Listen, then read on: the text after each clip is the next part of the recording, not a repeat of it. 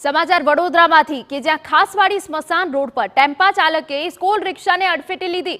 રિક્ષામાં બેસેલ 11માંથી 5 વિદ્યાર્થીઓને ઈજા પહોંચી છે। ટેમ્પો ચાલક ખાદ્ય તેલ ભરીને જઈ રહ્યો હતો અને આ ટેમ્પા ચાલક નશા કરેલી હાલતમાં હોવાનો વાલીઓએ આરોપ લગાવ્યો છે।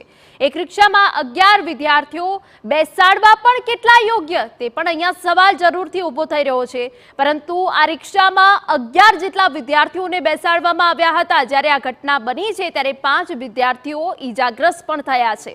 હવે આ ટેમ્પો ચાલક કે જે ખાદ્ય તેલ ભરીને જઈ રહ્યો હતો અને ટેમ્પા ચાલક જે હતો એ નશાની હાલતમાં હતો તેવો વાલીઓનો આરોપ છે। પરંતુ જ્યારે વાલીઓએ આ બાબત આક્ષેપ કરી રહ્યા છે ત્યારે એક જ રિક્ષામાં 11 વિદ્યાર્થીઓ પણ બેસાડવા કેટલા યોગ્ય છે તે પણ અહીંયા સવાલ જરૂરથી ઊભો થઈ રહ્યો છે।